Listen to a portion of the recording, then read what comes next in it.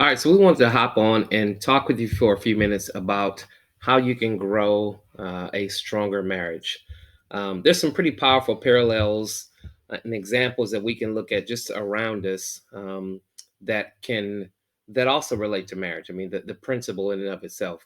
For example, if you think about how a person literally gets stronger, physically gets stronger, you think about a person going to the weight room or a person exercising. They're doing something basically where that is causing resistance on their body, and so that resistance, that opposition, that stress that is put on the body, regardless of what the environment is, again, if it's in the weight room or if it's whatever, some kind of cardio or new kind of exercise fitness, it actually causes little micro tears in the muscles. And so that's what makes a person sore after a workout. These little micro tears, there's lactic acid buildup as well, which can also be painful. So there's a combination of all these different things that happen.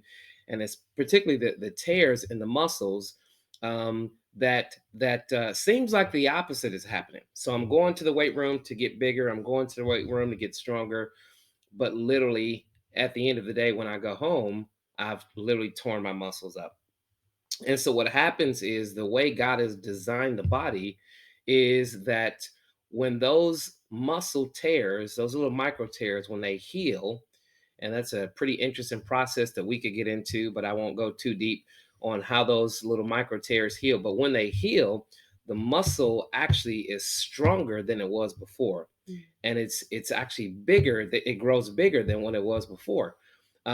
So when you see someone who has some pretty big muscles, that is a sign that their muscles have actually been through some stress and opposition and Mhm. overcome it. And so, in a very similar and real way, one of the ways that we grow stronger in our marriage is by pushing through the resistance and the opposition and the stress.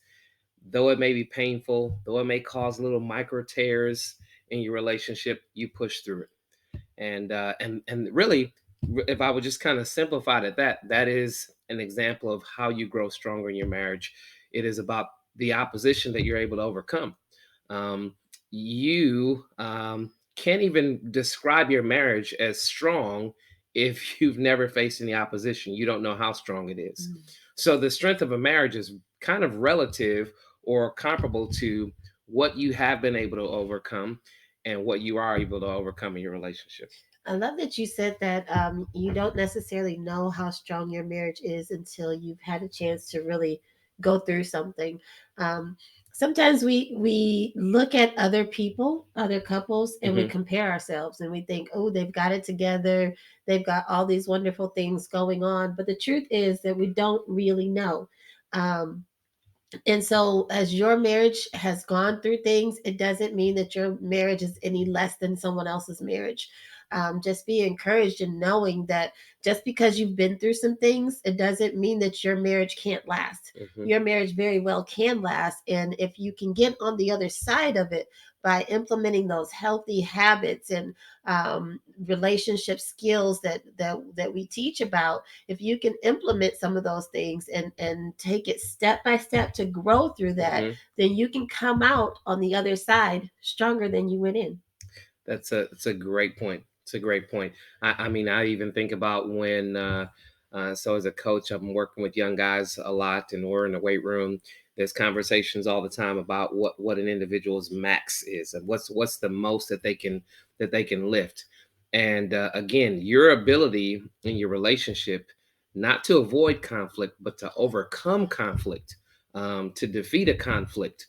That's really where you get to test out the strength or the max strength of your marriage. And there's some things that again they're going to put some strain and stress in your relationship that you're going to go through, you're going to face. But again, you have to remember that those things, um, there are really opportunities for growth. And so the strength of your marriage again is directly measured by again what you've been able to overcome and what you're capable of overcoming. And the way that you do that is you stick together. So the last point I like to leave you with is that the two of us, if we put our strength together to overcome an opposition, an obstacle, a conflict, we've got more strength together to overcome that issue, whatever it is, than just one of us dealing with it. And so you have to make sure that, again, when you're dealing with conflict, you have to make sure that you see that you're on the same side. It's like two of us together, both trying to lift the table versus one of us trying to lift the table. So if we both apply our strength to whatever the conflict is that we're dealing with, we're more likely able to overcome it and defeat it. And so just remember to embrace and even appreciate conflict. I know that kind of sounds weird to say, maybe to appreciate conflict, to embrace conflict, because it's through those times of testing and stress that your marriage will grow stronger.